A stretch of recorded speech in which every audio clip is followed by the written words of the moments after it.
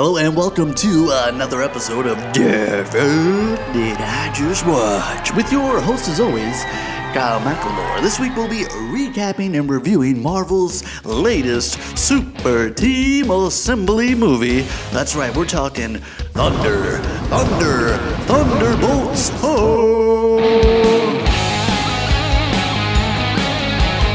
And if you haven't seen Thunderbolts and would still like to, make sure you pause now and return later, as there may be several spoilers up ahead. That's right, this is your official spoiler alert. Thunderbolts is directed by Schreier, who has directed before, not exactly the films I would expect from someone who just directed Thunderbolts. Such films as Robot and Frank and Paper Towns. He's also directed the Netflix series Beef.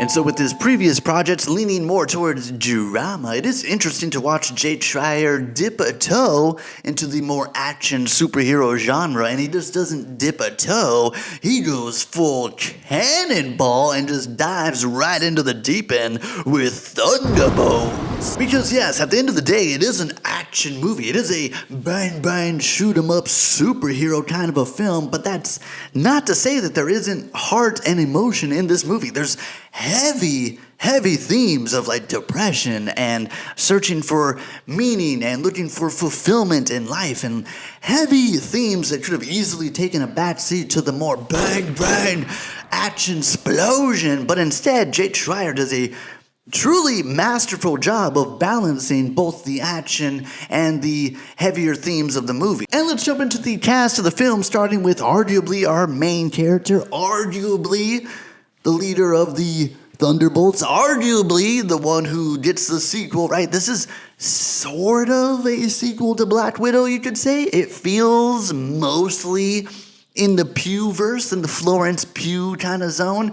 It feels like mostly her movie for the most part. It is kind of shared by everybody, but mostly Florence Pugh is kind of taking center stage. Mostly. And it's just one of those things where it's like the longer her career goes, the more it's just like, what can't the Pugh do, dude? Because the Pugh is over here with Midsummer blowing my mind, and then she's giving an amazing performance in Oppenheimer, and then she's over here flipping and doing like crazy breakdance fightings and jumping off buildings in Thunderbolts. Quick note that yes, Thunderbolts opens with the Pewster on the second tallest building in the world. We're talking no CGI, we're talking no stunt double, we're just talking about the Pewster straight jumping off the second tallest building, dude. It's like, how do we go from Midsummer and just Oppenheimer to just straight up Tom Cruise level stunts? The more it goes on, the more I'm just like all about the Pugh, dude. Fan favorite and Marvel OG Sebastian reprising his role as Bucky Barnes, the Winter Soldier, which is always fun to see. I mean, who doesn't love the Winter Soldier, dude? And it's also cool to see him kind of do a more political role, a little bit more of a senator kind of a thing going on.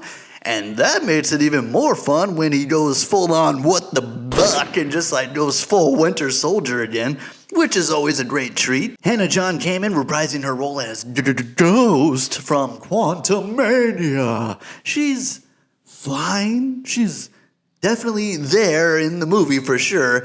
Is there maybe a weak point? Is it maybe her? Sure.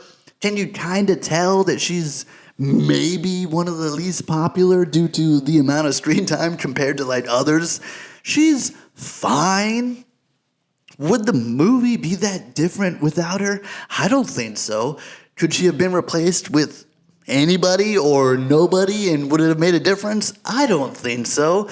She's fine. David Harbour reprising his role as Red Guardian, and of course it's great, dude. Of course David Harbour's great. What are we talking about? It's David Harbour here. Of course, when you want a lovable father figure, you call David Harbour, because who's not gonna fall in love with this guy, dude? He's so charming, so lovable, so goofy, so nails that dad role, dude.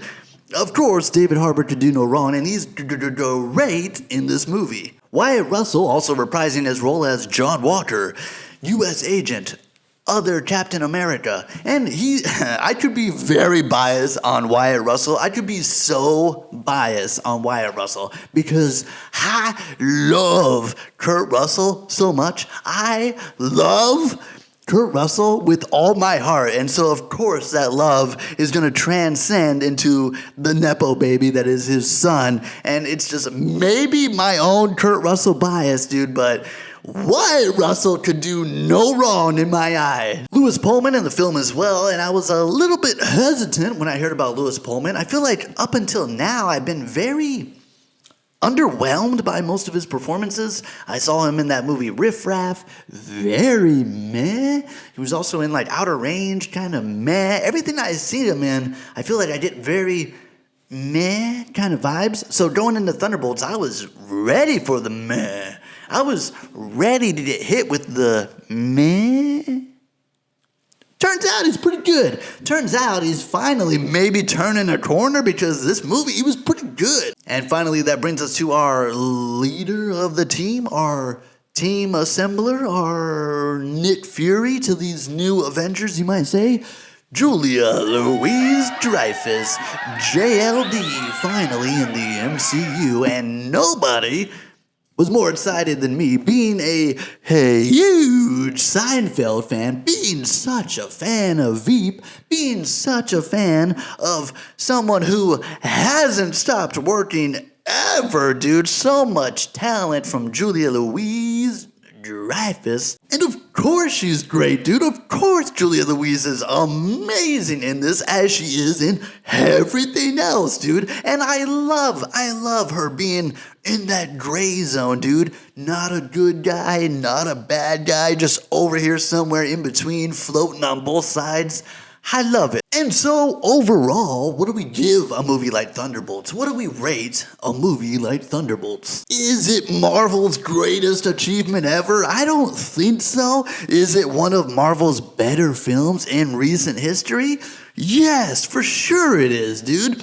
Are there any bad performances?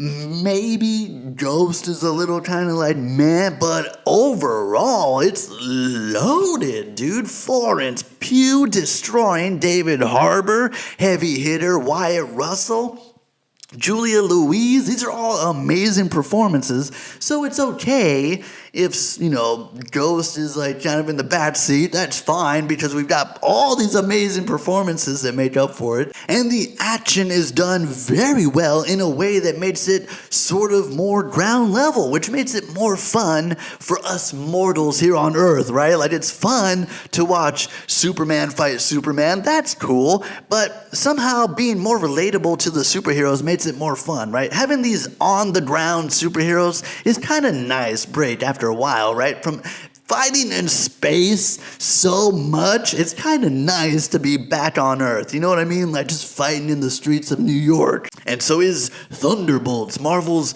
newest, greatest achievement? Not necessarily. Like, yes, it is for sure trending in the right direction. This is a good direction that we're going, and I had a phenomenal time. But is it like the perfect movie? Like I said, did it really scratch that itch, man? I've got this itch that I've had since Endgame, and I don't think anything has really come close to scratching it. But this was close. This was in the right direction. As a whole, I think we're going to give it like a B+. I mean, just in performances alone, the Pewster, David Harbour, Wyatt Russell, Julia Louise, dude, these are amazing performances, and they're also very fun performances. And as a whole, the movie does a good job of balancing like the action, the humor, the darker kind of themes. It's a good balance. If you felt differently about Thunderbolts, be sure to comment down below. And if you haven't already, hit that like and subscribe button, as it's much appreciated. I am your host as always, Kyle McLemore, and we'll see you next time at the movies.